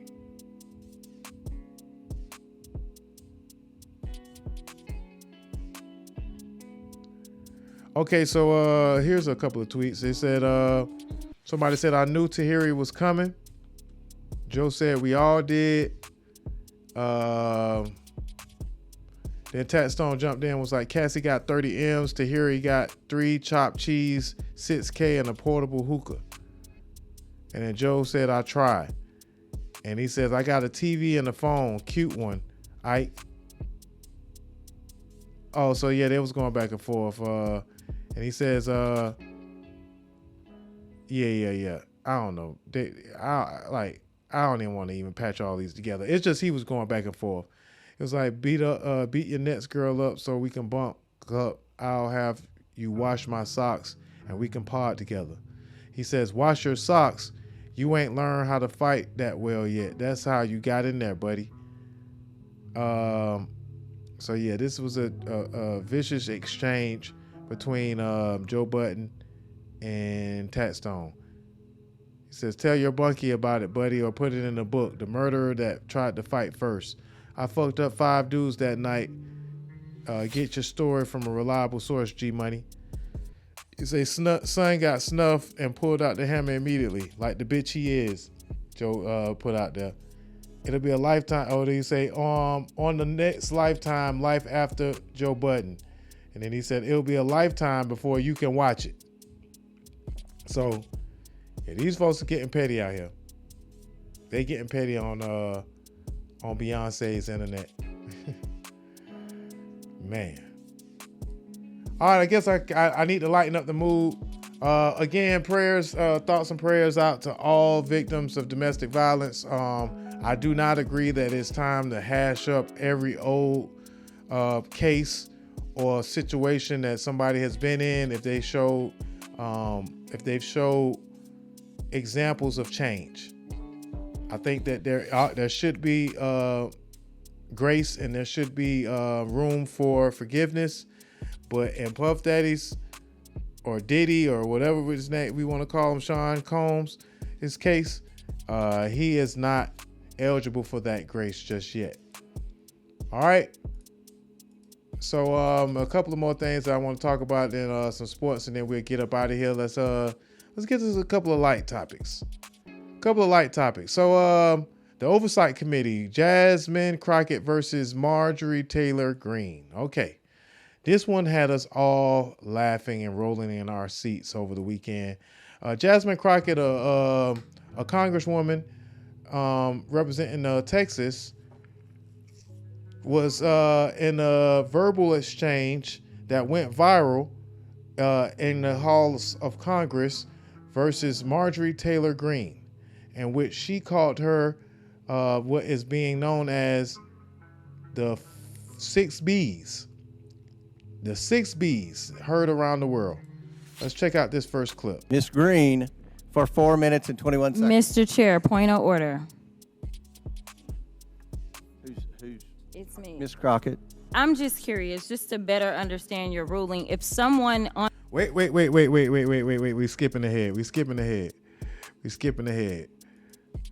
So before that part came up, all right, which one of these is the one that came up first? Because Marjorie Taylor Greene swung first. Judge Merchan's daughter. Please tell me what that has to do with Merrick Garland. Is she a porn star? Oh, Goldman. That's right. He's advising. Okay. He's advising who? Do you know what we're here for? You know we're here about AG. I don't think you know what you're here for. Well, you the one talking about. I think your fake eyelashes are messing up. No, ain't nothing. Hold on. Listen. Order. Mr. Chairman, That's beneath would even you your please regain order of your committee? Order. Please. There's a point of order. We have a point of order. Mr. Lynch, state your point. I'd like to know if any of the Democrats on this committee are employing Judge Merchan's daughter. Yeah, so we know Marjorie Taylor Please Greene tell me to what be that has to do with pretty Merrick nasty. Garland. Is she a porn star? To be pretty nasty when it comes to attack on Democrats, just standing up for what she believes in. And things got kind of heated in the Congress, in the Congress halls. Let me see if I can get a full clip of both sides of the folks having this kind of conversations. Y'all know that we've talked about Jasmine Crockett in the once before. We love that she holds her own and she stands up for not only the culture but also her constituents in Congress. But this was the one. This was the ether that went viral and garnered a trademark. And many songs and many videos came after this. Ms. Greene, for 4 minutes and 21 seconds. Mr. Chair, point of order. Who's? It's me. Ms. Crockett. I'm just curious, just to better understand your ruling. If someone on this committee then starts talking about somebody's bleach blonde, bad built butch body, that would not be engaging in personalities, correct? A what now? Chairman, I make a motion to strike those words. I don't think that's I'm Parliament. trying to find clarification on what quality. Chairman, motion to strike those I had no idea words. what you just said. We're not gonna do this. Look, you guys earlier literally just. You just voted to do it. Y'all did it first, so you don't want to talk about voted to do it. Order. Now let's run this back. Let's run it back. Let's run it back one more time. We got to run this one back because this was ether. Like, and only a black woman could come off the hip with one like this. Like, with what is known as alliteration. She used all B's to call out a B. You know what I'm saying? To put a B in her place, she used all B's, and she did it eloquently and without cussing. But it felt like cuss words. And then the funny part about it is how the congressman next to her is trying not to laugh. The congressman Ranking, I think his name is, he's trying not to crack a smile. And then Congressman Comer, he didn't understand it because sometimes the clear whites don't get the culture, and they not so quick with the quips, and so they don't really get it. They don't listen to hip hop, and they ain't really finna decipher no entendres or no alliteration or anything like that. They might be very, very smart in other ways, but they not gonna get the quick quips as fast as others are. So let's run this one back real quick because this is some ether. Ms. Greene, for 4 minutes and 21 seconds. Mr. Chair, point of order. Who's? It's me. Ms. Crockett. I'm just curious, just to better understand your ruling. If someone on this committee then starts talking about somebody's bleach blonde, bad built butch body, that would not be engaging in personalities, correct? A what now? A what now? Chairman. Ms. Greene. Understand your ruling. If someone on this committee then starts talking about somebody's bleach blonde, bad built butch body, that would not be engaging in personalities, correct? Look how Raskin's looking. Look how Congressman Raskin is looking like. What shit. now? Chairman, I make a motion to strike those words. I don't think that's I'm Parliament. trying to find clarification on what quality. Chairman, motion. Like, bruh is trying not to laugh, bruh, and that was hilarious. Like, that was the one. That was the one, because, he knew the ether, and my boy, Mr. Comer, is like, wait, what now? Did you say, that remind me of my cousin Vinny. Did you say Utes? That would not be engaging in starts talking about somebody's bleach blonde, bad built butch body, that would not be engaging in personalities, correct? A what now? Chairman, I make a motion to strike those words. I don't think that's I'm Parliament. trying to find clarification on what quality. Chairman, motion to strike those I had no idea words. what you just said. We're not gonna do this. Look, you guys earlier, literally just. Oh, said you that. just voted to do Y'all it. did it first, so you don't want to talk about it. Voted to do it. Order. And then the black girl attitude comes out right now. I'm trying to get clarification. Look at calm down. Calm No, down. no, because this I is would what like y'all to get do. through proceed- And you don't tell a black woman to calm down. Like that right there is like telling them to turn up. Like black women are not gonna take calm down, especially coming from a man or a white woman. They ain't gonna take that lightly. Earlier, literally just. Oh, said you that. just voted to do Y'all it. did it first, so you don't want to talk about it. Voted to do it. Order. I'm trying to get clarification. Look at calm down. Calm No, down. because this I is would what like to y'all get do. through So proceeding. I'm trying to Hey, get Miss clarification. Crockett, you're not Y'all wanna recognized. play Miss games. I can't hear Crockett. you with your And yelling. You don't want calm me to down. Be, Can no, you please calm don't down? tell me to calm down. Calm down. Because y'all Please talk calm noise, down. and then you You're can't out of take control. Because if I Look, come, Chairman, if I can come we and send talk outside to shit take a about break her, for 5 y'all minutes? gonna have a problem. Mr. Order. Chairman. Chair. Mr. Chairman, Mr. Chairman. Chair. I don't know why Okay. you're Order. acting Chair like now that. recognize Miss Greene. Yeah, man.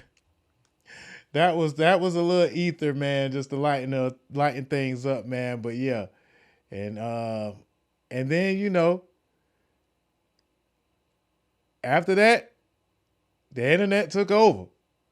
I'm sure you guys have seen the many videos, I think that Miss Crockett is started to trademark that ether verse that she killed Marjorie Taylor Greene with.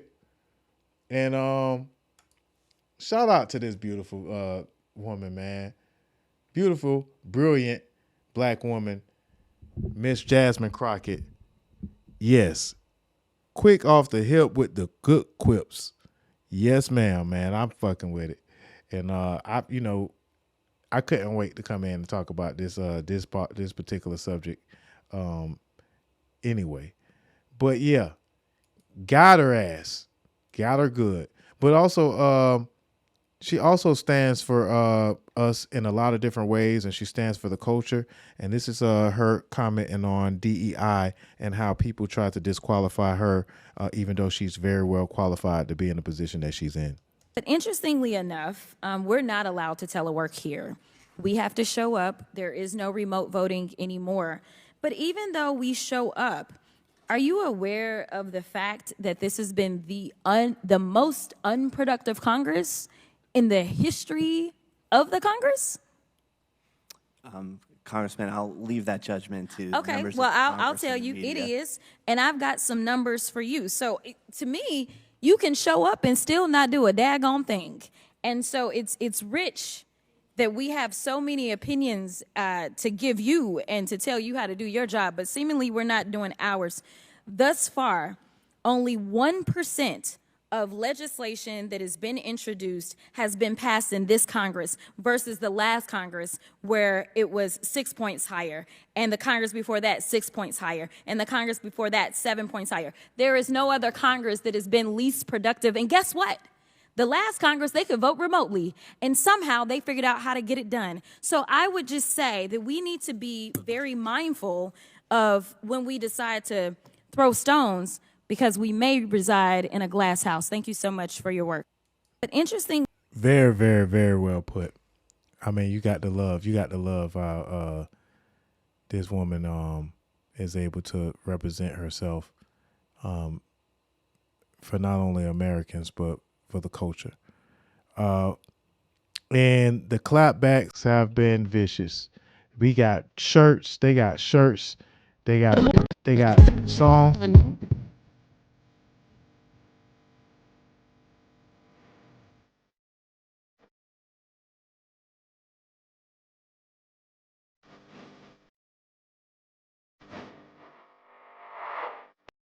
Beach, blonde, bad built, butch body shirts.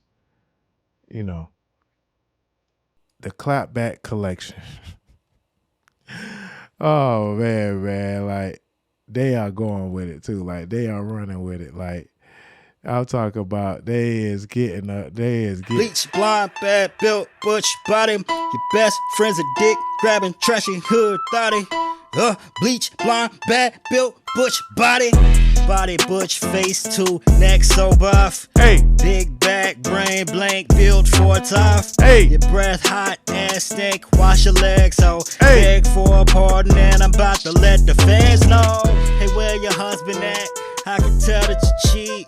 Hey, where your socks at? Cause I'm smelling defeat. Shoes on the other foot. Now that you're a traitor, what's that in your pants? Oh, it's not a space laser. Bleach, blonde, bad, built, butch body. Yeah, bleach, blonde, bad, built, butch body. Yeah. Oh, dick, breath, ass, face, stink, thotty. Yeah, bleach, blonde, bad, built, butch body. What up, it's your boy D-Night. You know, Born the Insurrection, check us out, man. If your body is built like a Cybertruck, this one's for you.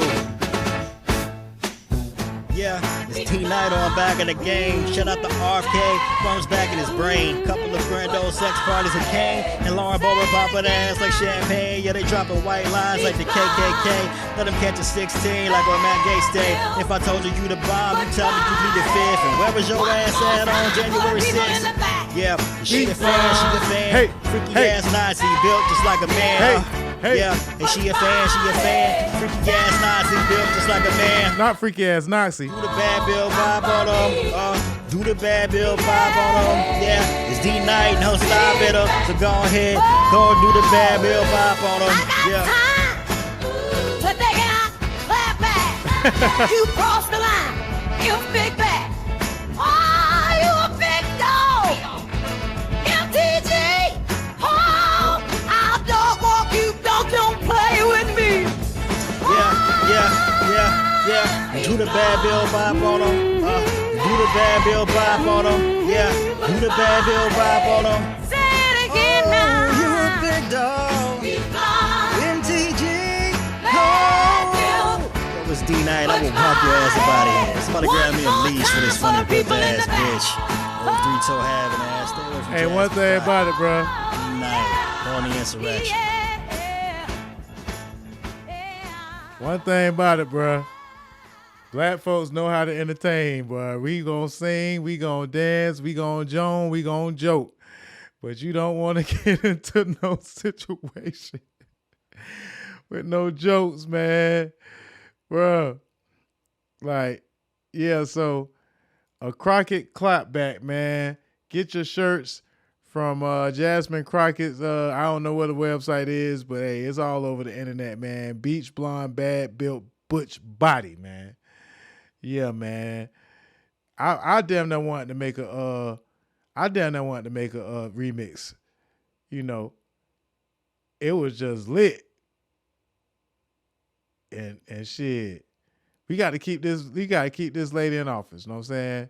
Like, we standing, the coach is standing with her, and you know, we got to keep her in office, you know what I'm saying, at all costs, man, you know, because we need more of this.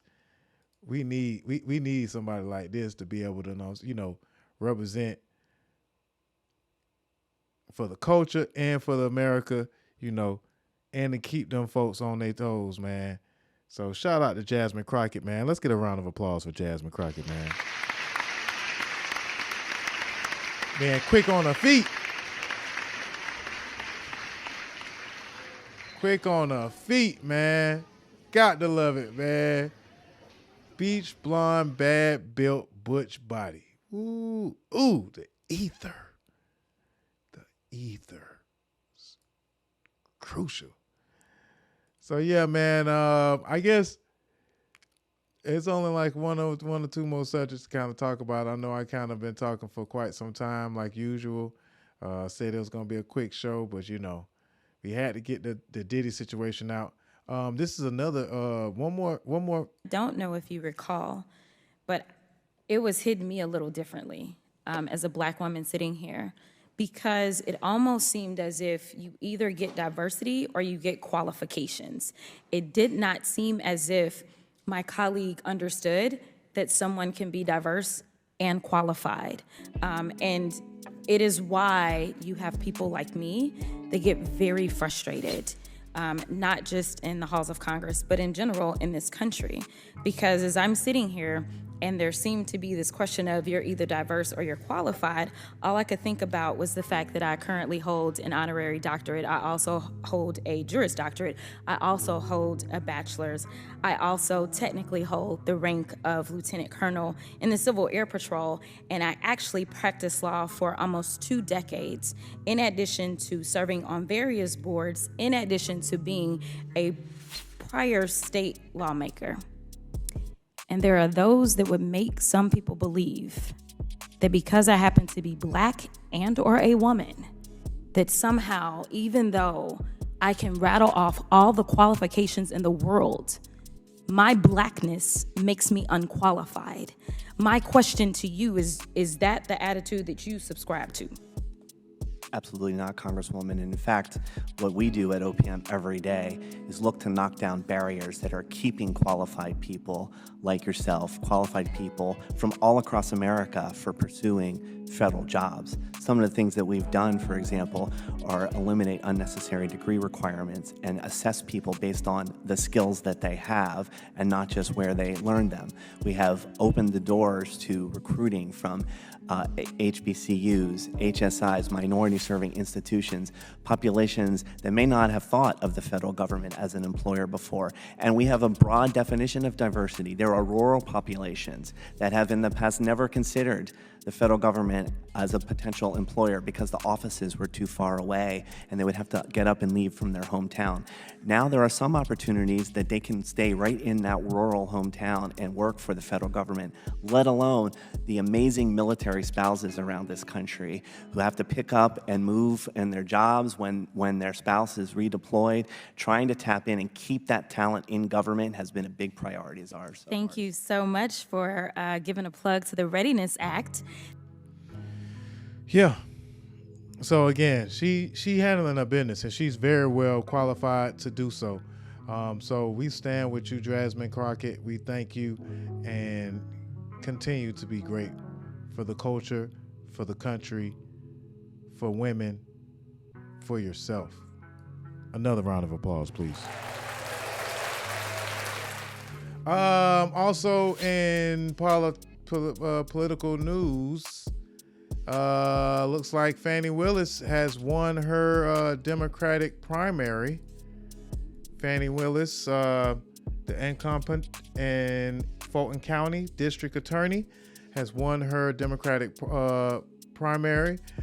So she's also frowned upon for prosecuting the likes of Donald Trump and the RICO Republicans, and frowned upon for prosecuting Young Thug in the RICO case against YSL.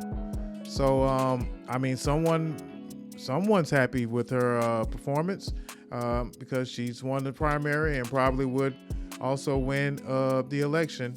But hey, there are going to be those that try to tear her down.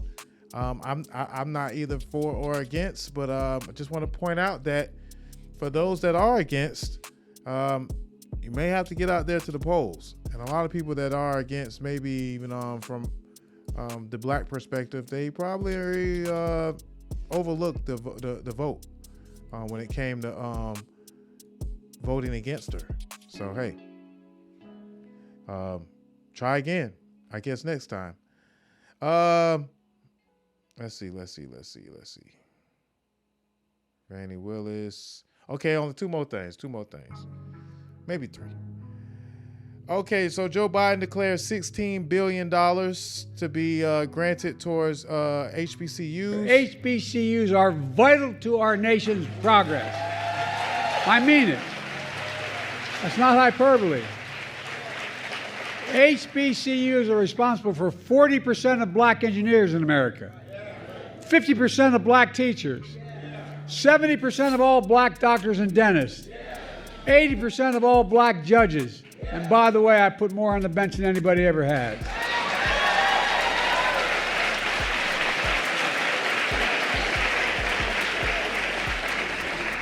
And 100% of black vice presidents.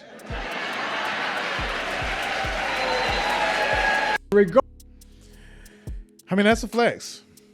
That is a flex. So he is granting $16 billion, the most ever by any administration, to be a service to HBCUs all over the country. Let's give a round of applause to that.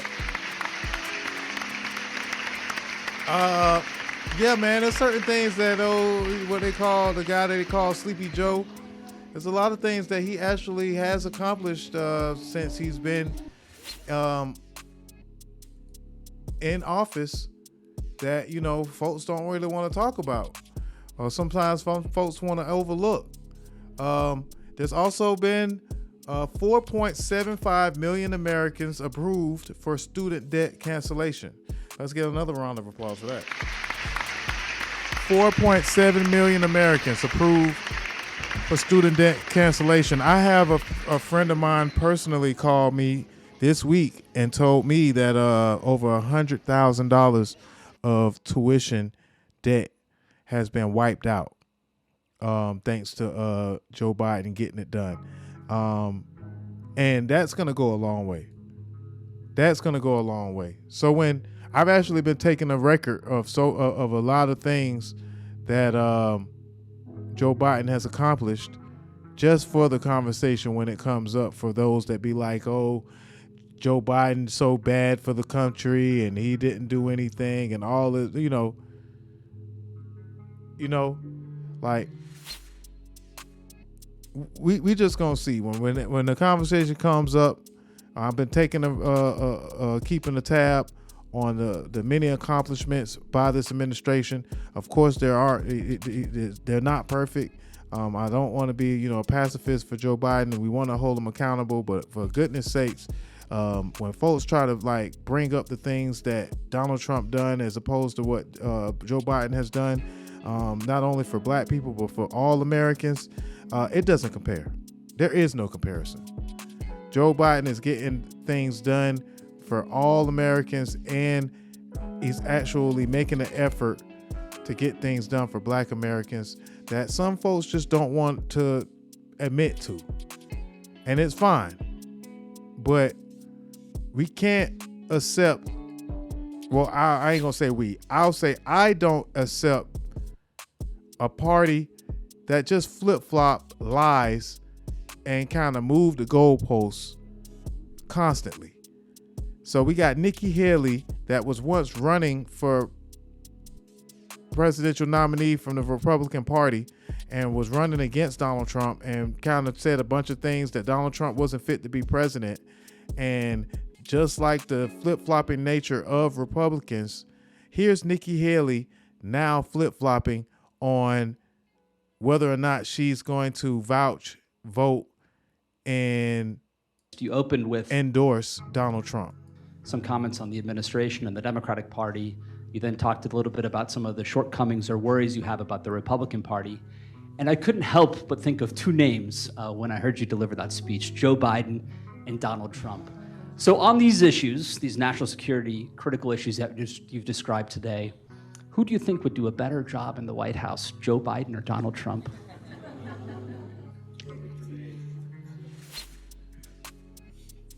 As a voter, I put my priorities on a president who's going to have the backs of our allies and hold our enemies to account, who would secure the border, no more excuses, a president who would support capitalism and freedom, a president who understands we need less debt, not more debt. Trump has not been perfect on these policies. I've made that clear many, many times. But Biden has been a catastrophe. So I will be voting for Trump. Having said that, I stand by what I said in my suspension speech. Trump would be smart to reach out to the millions of people who voted for me and continue to support me, and not assume that they're just going to be with him. And I genuinely hope he does that. Flip-flopping ass Republicans, man. No backbone. just 2.5 months ago, she was saying that Donald Trump was bad for the country's future and all this, blah, blah, blah, because I'm running against him. And then he damn near roasted her, like she was, a slug in the street. Or he roasted her like she was a freaking peanut ready to be at a baseball game. And now all of a sudden, I'm voting for Donald Trump because Joe Biden has been a catastrophe. Oh, man. This is why I just can't stand. That's why I can't stand with these people, bro. Exactly why I just can't, I can't take them folks serious. You just can't. Them folks do not stand for nothing, know what I'm saying, and stand on business. Them folks do not stand on business. I got a couple of more clips that I could play for y'all, but as far as when it comes to politics and the flip-flop ass Republicans and the accomplishments of Joe Biden, but I'm gonna go ahead and let it ride. I'm gonna go ahead and let y'all get on up out of here.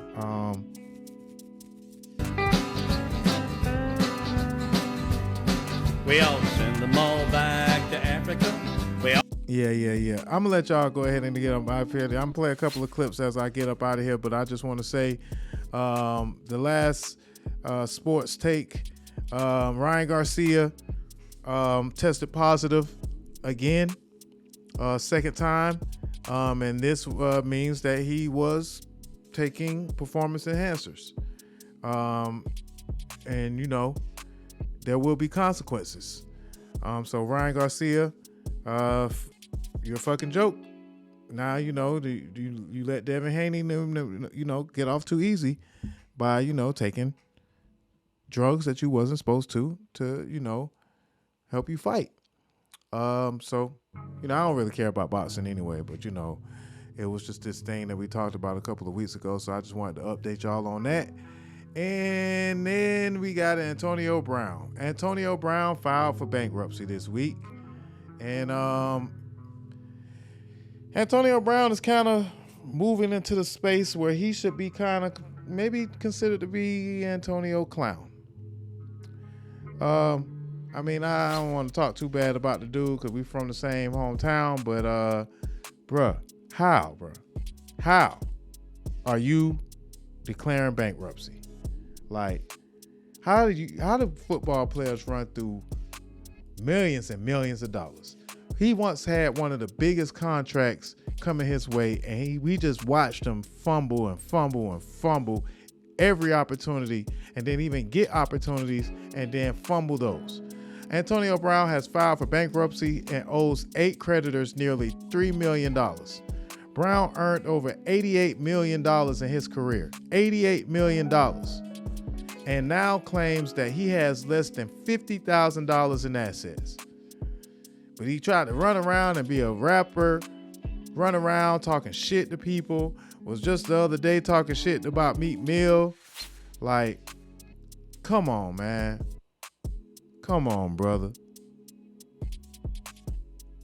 We might be changing Antonio Brown's name to Antonio Clown, man. No cap, man. Cause this shit just don't make no sense. $88 freaking million, bro. To now on creditors $3 million. From Babymama drama to just being outright silly in public. Antonio Brown, you embarrassing us, brother. But I'm gonna pray for you.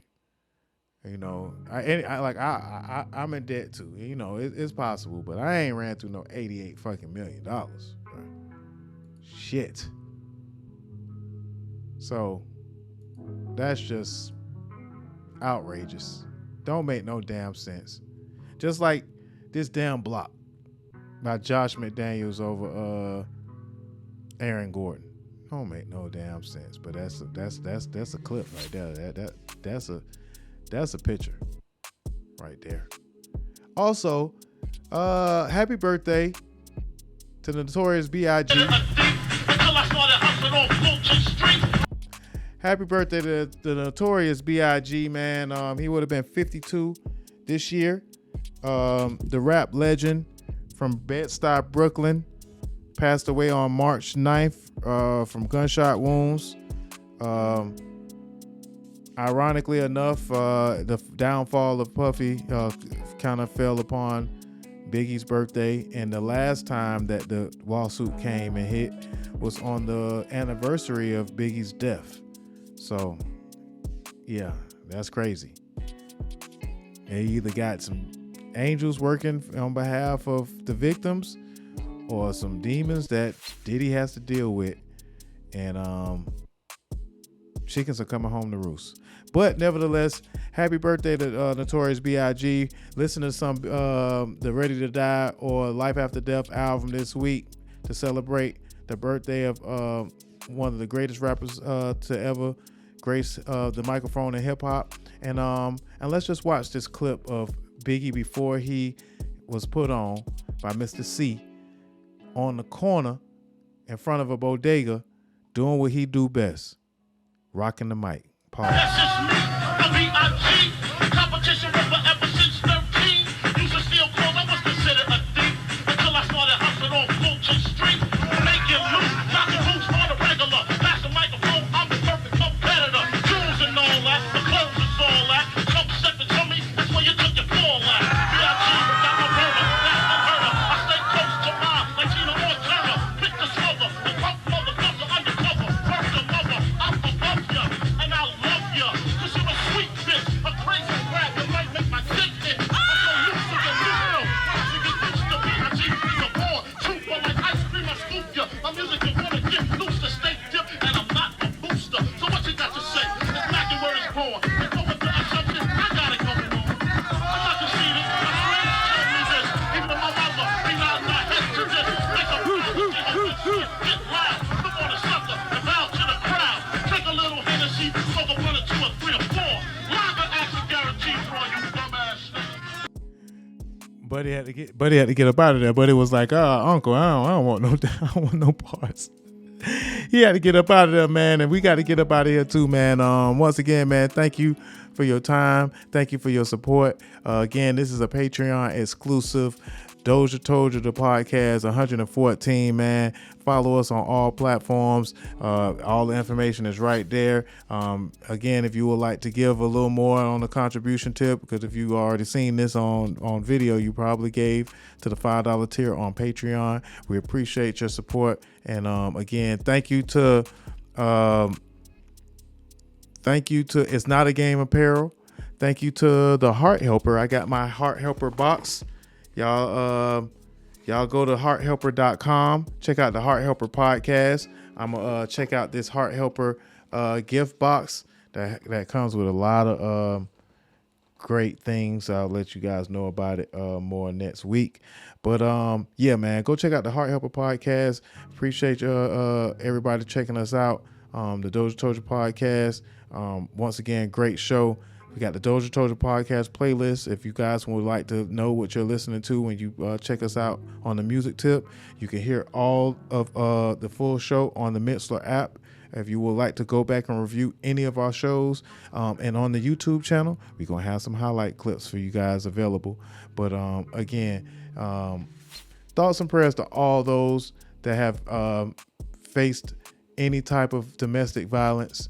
Thoughts and prayers to those that have been that have suffered deaths in their family, and unjust deaths, especially from the hands of the police.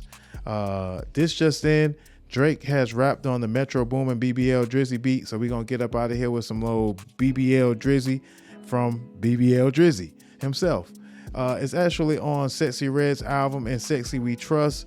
That's dropping, actually just came out, and this is first time I'm actually checking this out. It's off the song called You My Everything featuring Drake by Sexyy Red, and they say it's on the BBL Drizzy beat. So let's check this one out as we get up out of here. You did. If you and your BD, you call it spits, and maybe we call it an accident. You slip, you trip, you fall on my dick. Why you love me, still a mystery. Me and the surgeon got history. I changed a lot of girls' lives for real. They need a new body, they hitting me. Hey, BBL Drizzy, they want a new body, they asked me for it. The last one, John, he did it for free, cause I sent over so many passwords for him, but red. Don't even worry about all of that shit. Just keep it natural for him, I swear. I got a passion for you, I swear. I got attraction for you, I swear. Yeah. You think I'm a bachelor girl, but I swear you ain't get your masters, but I still breaking your back in the master bedroom, I swear. You sent a pic in them shorts and I had to sing your caption like I was there. You the hood bitch of my dreams, sexy girl, you just asked for me and I'm near.